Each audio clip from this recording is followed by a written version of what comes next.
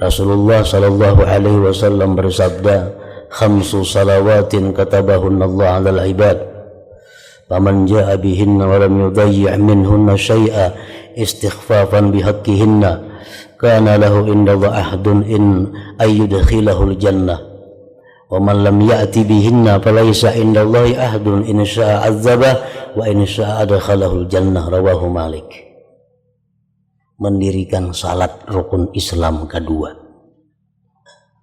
Rasulullah menyatakan Allah mewajibkan atas hamba-hambanya 5 sembahyang.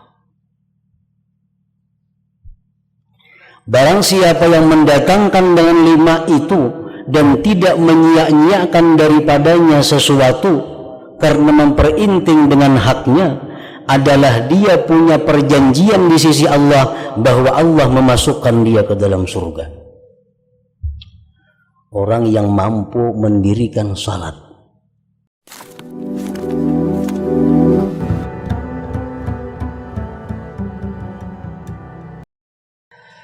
Para muhibbin rahimakumullah, al-haditsul tsalits, hadis yang ketiga min arba'in nawawiyah, an Abi Abdurrahman Abdullah bin Umar bin Al-Khattab radhiyallahu anhu maqala, sami'tu Rasulullah sallallahu alaihi wasallam yaqul, buniyal Islam ala khamsin, syahadati an la ilaha illallah wa anna Muhammadar Rasulullah wa iqamis salah wa ita'iz zakah wa hajjil bait wa shaumi Ramadan.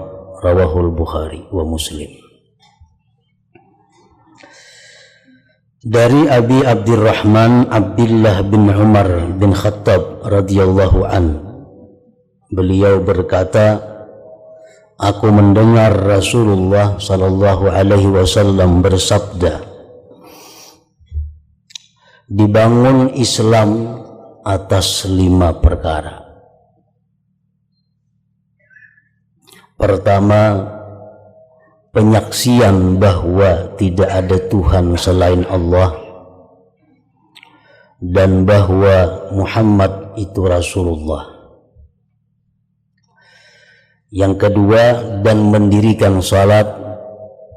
Yang ketiga, menunaikan zakat. Yang keempat, naik haji. Yang kelima, puasa Ramadan. Itulah rukun Islam yang 5. Para muhibbin rahimakumullah, yang pertama, rukun Islam itu adalah tadi disebutkan penyaksian bahwa tidak ada Tuhan selain Allah dan bahwa Muhammad itu Rasul Allah. Seringkali kita ungkapkan dengan satu ungkapan, asyhadu an la ilaha illallah wa asyhadu anna Muhammadar Rasulullah. Itu kalimat setidak-tidaknya kita wajib mengucapkan 5 kali sehari semalam. Nah, arti kalimat itu adalah asyhadu, aku bersaksi bahwa tidak ada Tuhan selain Allah dan aku bersaksi bahwa Muhammad Rasulullah. Di situ kalimat bersaksi, orang yang bersaksi itu pasti yakin. Orang yang bersaksi itu pasti melihat. Kalau kada melihat, kada boleh bersaksi.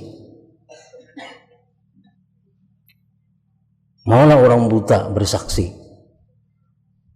kada bisa. Maulah orang yang kada mendengar bersaksi, kada mau. Misal saksi nikah, syaratnya orang jadi saksi nikah itu melihat dan mendengar, baru ia bersaksi. Nah, demikian halnya dengan tauhid. Aku bersaksi bahwa tidak ada Tuhan selain Allah.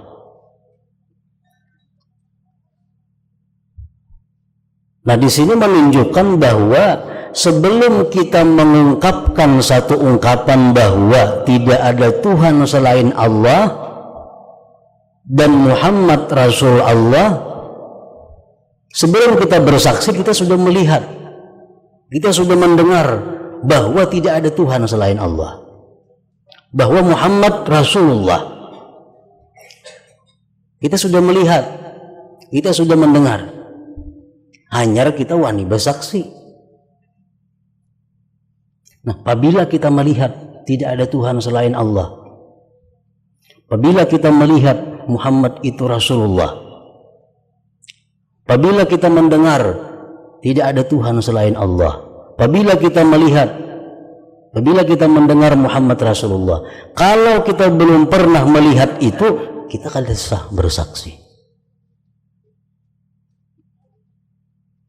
Jadi ucapan kita setiap hari asyhadu, aku bersaksi, itu hanya adalah kebohongan. Mana so melihat tidak ada Tuhan selain Allah? Kada pernah melihat wani bersaksi? Kada pernah melihat Muhammad Rasulullah wani bersaksi? Nah, di sini artinya bahwa untuk la ilaha illallah Muhammad Rasulullah itu diperlukan dua dalil. Pertama dalil naqli, kedua dalil akal. Bila sudah kita punya dalil naqli, sudah punya dalil akli bahwa demikian, nah hanya kita mengungkapkan penyaksian bahwa tidak ada Tuhan selain Allah. Artinya kita kada boleh taklid dalam hal ini. Kada boleh taklid. Mengucap dua kalimat syahadat 4 orang, guru melajari ke itu 4 ya, kada boleh.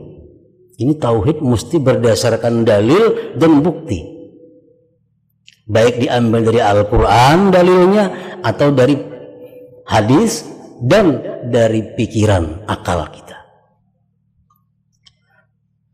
Nah, para muhibbin rahimakumullah, dalil akal, dalil nakal 2. Dalil nakal apa? Al-Quran menyebutkan Allahul ladzi la ilaha illahu.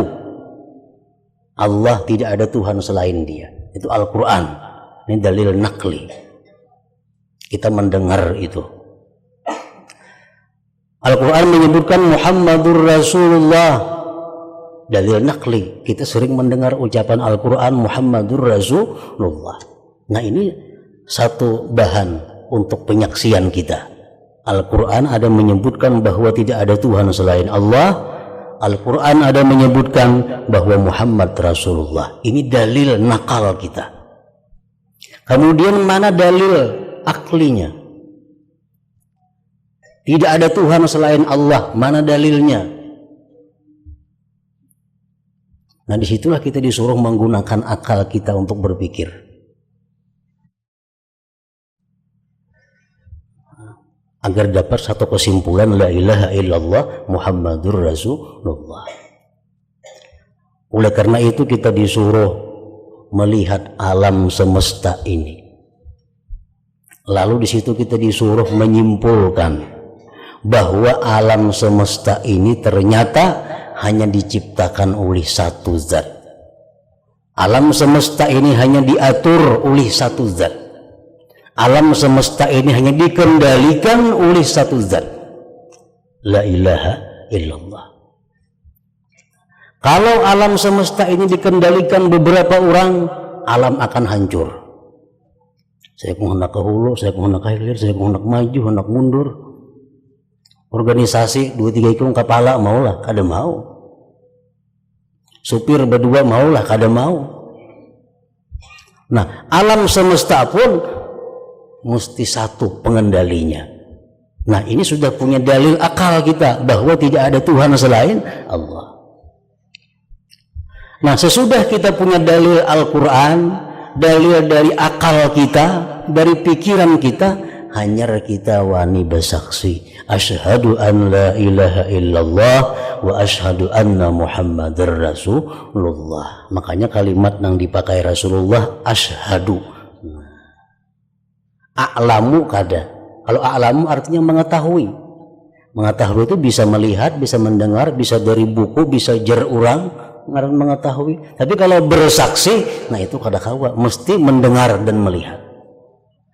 Nah, kita mendengar dengan jelas Al-Quran, kita melihat dengan pikiran, dengan akal kita, sehingga kita berani bersumpah, berani bersaksi bahwa tidak ada Tuhan selain Allah dan Muhammad itu Rasulullah sallallahu alaihi wasallam. Nah, itu Islam.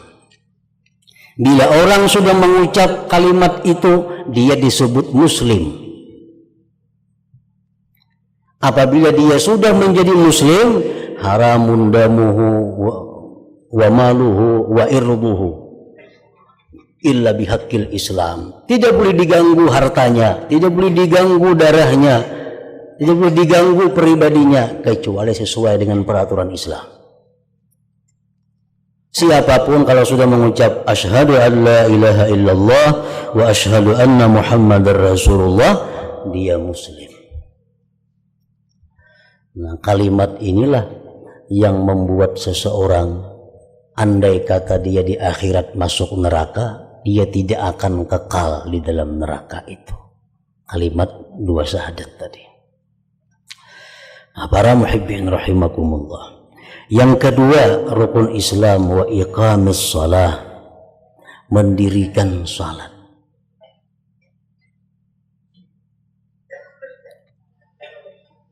Rasulullah sallallahu alaihi wasallam bersabda, khamsu salawatin katabahunna Allah 'alal ibad.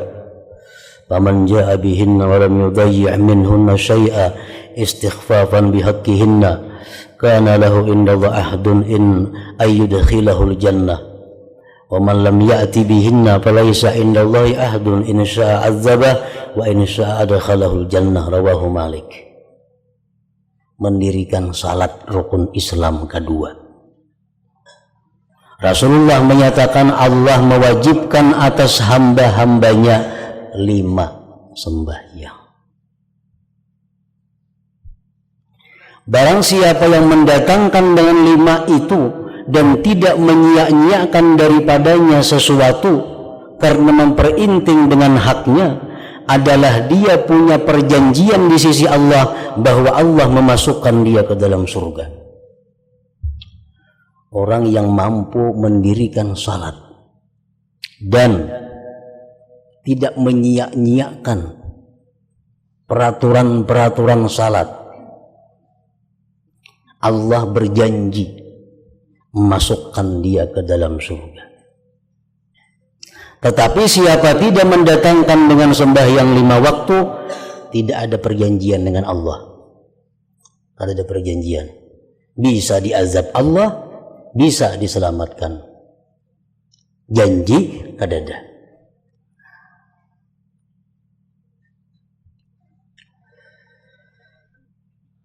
Rasulullah sallallahu alaihi wasallam bersabda, awwalu ma yuhasabu bihil abdu yaumal qiyamah as-shalah fa in salahat salaha sa'iru amali wa in fasadat fasada sa'iru amali. Rawahu Tabarani. Awal yang dihitung Allah hari kiamat kepada kita sembahyang. Kita wajib percaya bahwa di hari kiamat itu terjadi nantinya perhitungan amal. Satu persatu menghadap Allah untuk dihitung perbuatannya baik buruknya.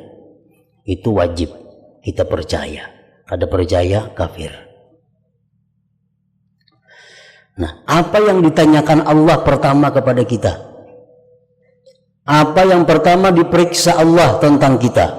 Sembahyang, as-salat.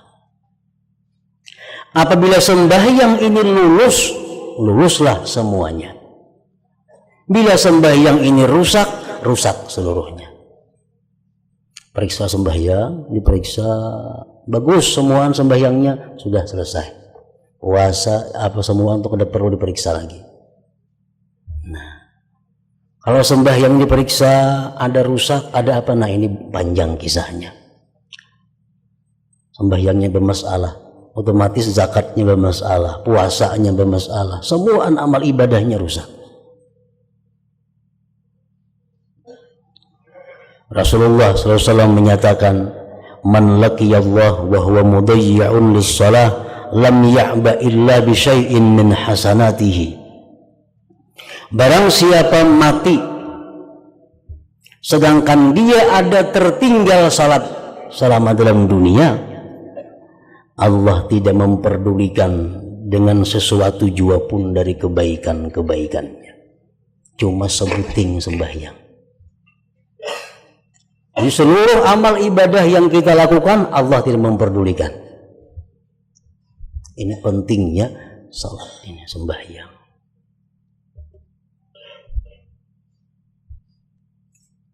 Sembahyangnya bagus, bagus seluruh amalnya. Bila sembahyangnya kada bagus semuaan.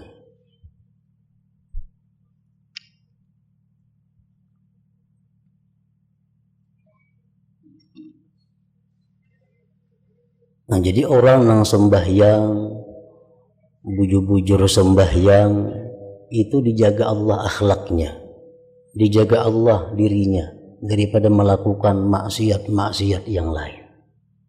Asal sembahyangnya bujur. Orang yang rajin, artinya setiap 5 waktu aktif sembahyang dengan tata cara yang benar, dengan khusyuk yang benar.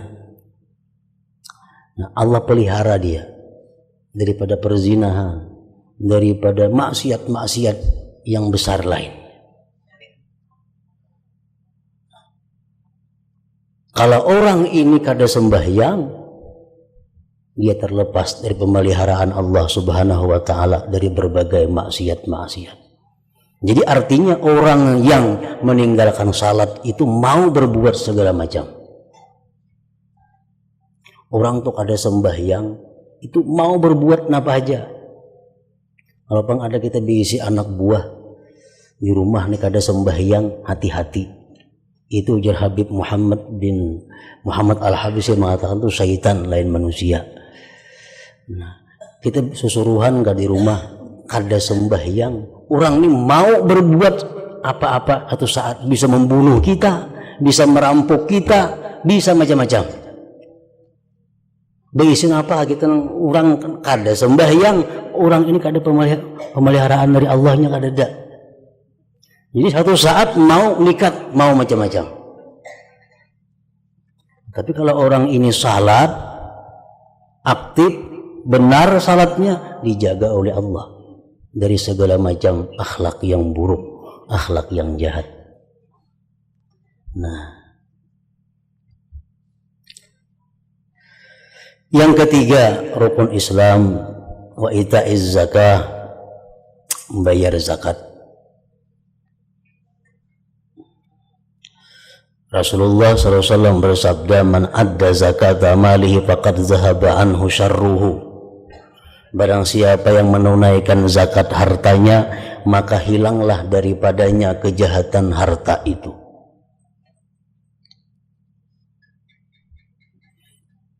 Artinya apa? Burika fihi, diberkati pada harta itu. Wastu'mila bil khair, harta itu akan dipakaikan pada kebaikan. Wa unfika fit ta'at, dibelanjakan dalam taat. Walam yu'azzab sahibuhu fil qabar, dan tidak diazab yang punya harta di dalam kubur. Nah, ini orang yang berzakat. Harta itu pasti ada kejahatannya, ada risiko-risiko negatifnya. Tapi dengan zakat terhindar daripada kejahatan harta. Yang tinggal apalagi nang baiknya lawan kita. Rasulullah SAW bersabda, hasinu amwalakum bizzakah wa dawu mardakum bisadaqah wastaqbilu amwajad bala biddu'a wa tadarru. Bintingi harta kamu dengan zakat.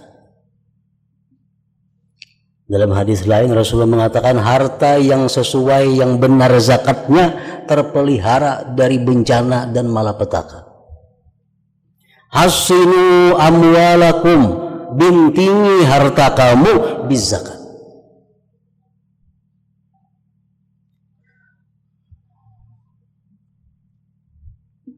Dan Rasulullah SAW bersabda lagi, man kana yu'minu billah wa rasulih falyu'addi zakata malih. Barang siapa yang beriman kepada Allah dan Rasul, hendaklah dia menunaikan zakat hartanya. Jadi menunaikan zakat itu ada cara-cara tertentu yang dibenarkan oleh syariat. Nah, bukan hanya sekedar mengeluarkan duit, membagikan kepada yang bukan berhak, itu bukan zakat ngarannya. Zakat itu ada aturan-aturan tertentu, dan yang menikmati duitnya pun ada orang-orang tertentu yang kada bisa diganggu gugat. Kemudian wa hajjil baiti, dan naik haji. Dalam hadis lain haji disebut yang nomor 5, di sini nomor 4. Rasulullah SAW bersabda, al-hajjul mabrur laisa lahu jaza illal jannah.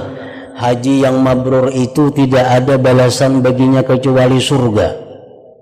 Ada hadis lain yang mengatakan orang yang hajinya mabrur seperti terlahir kembali dari perut ibunya, bersih tanpa dosa.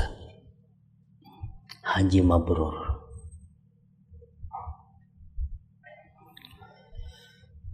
Syekh Ali Al-Muwaffaq bin Muwaffaq, salah seorang wali besar di abad kedua, ngaran Sidin Ali bin Muwaffaq.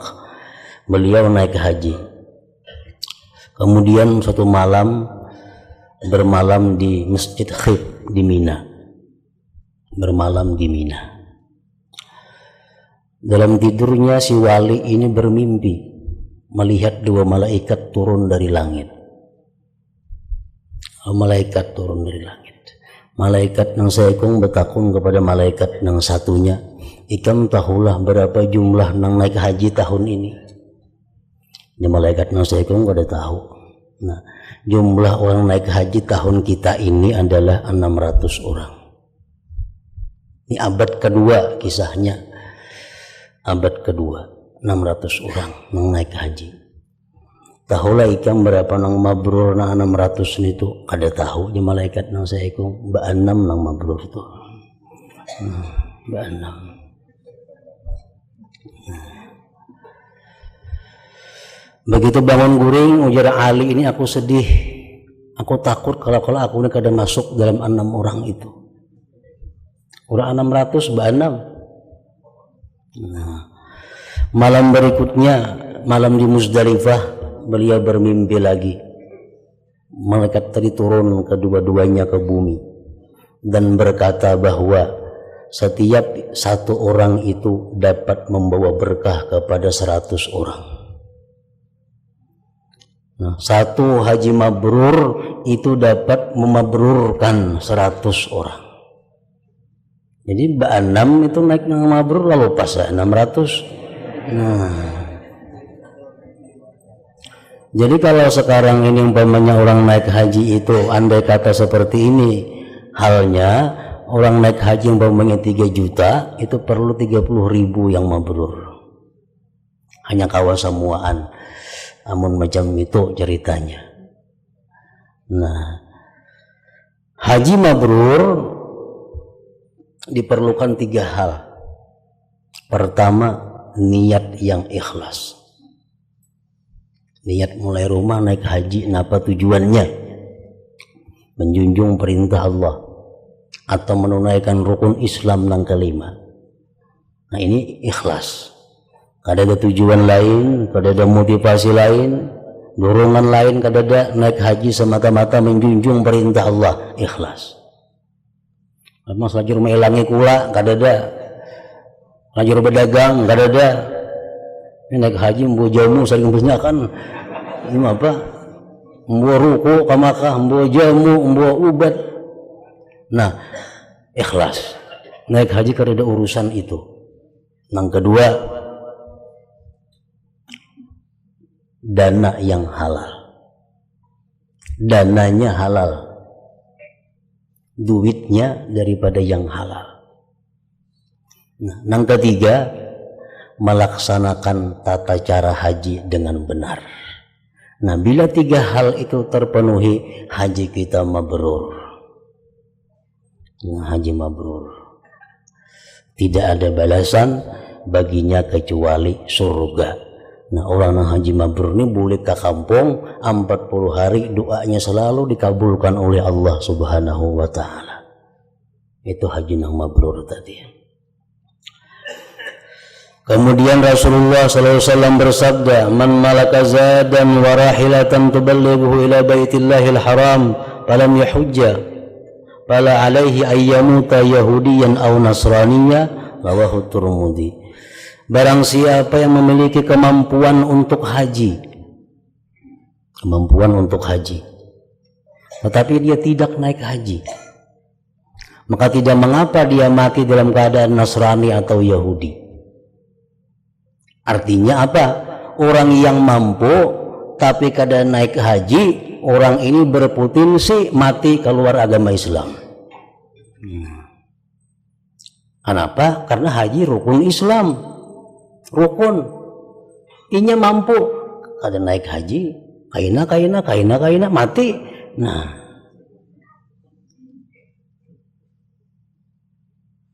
Nah, ukuran kemampuan ini macam apa seseorang dikatakan mampu?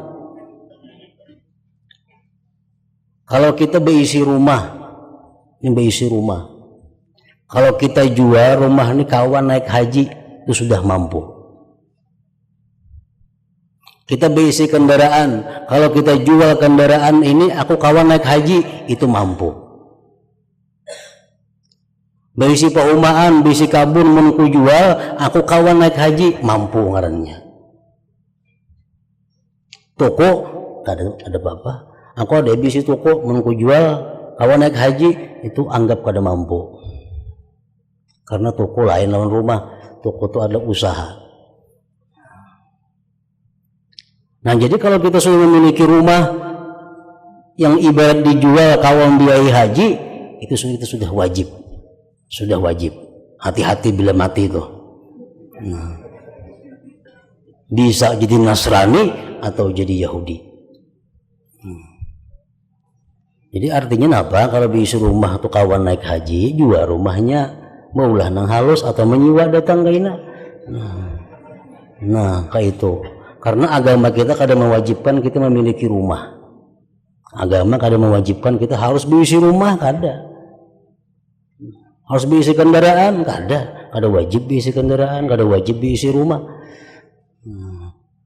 Kalau berisi usaha itu diperlukan, kita mesti ada usaha untuk membiayai keluarga kita. Nah, kemudian yang terakhir disebutkan di sini adalah wasaumi Ramadan dan puasa Ramadan. Rasulullah SAW bersabda,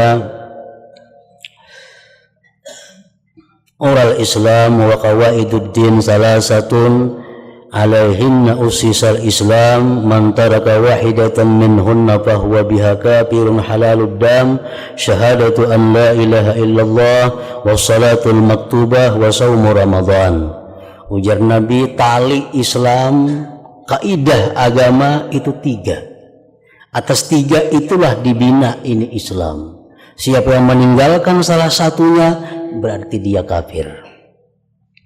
Pertama, 2 kalimat syahadat. Yang kedua, wassalatul maktubah, sembahyang fardu. Yang ketiga, wasaumu Ramadan, puasa di bulan Ramadan. Nah, apabila kita mampu melakukan 5 hal ini dengan benar, maka kita adalah muslim, jadi orang Islam ngarannya. Mengkada kawapang naik haji tapi niat sudah ada, sama aja juga. Bahkan niat itu lebih baik daripada perbuatannya. Kada bisi keuangan nang mampu, kada bisi dana nang mampu, tapi cita-citanya ada. Makanya aku yang berduit, aku naik haji sudah. Nah, itu haji ya ngarannya. Nah, haji sudah ngarannya. Amun kada bercita-cita, nah ini nang salah. Nah, kita disuruh bercita-cita. Kita habis Ramadan, kita disuruh bercita-cita. Andai kata aku hidup yang tahun depan, aku puasa pulang. Nah, itu niat cita-cita nang baik. Jadi naik haji bagi nang mampu. bagi yang kada mampu, niat itu diwajibkan baginya. Berniat untuk melaksanakan segala hukum-hukum Allah Subhanahu wa ta'ala.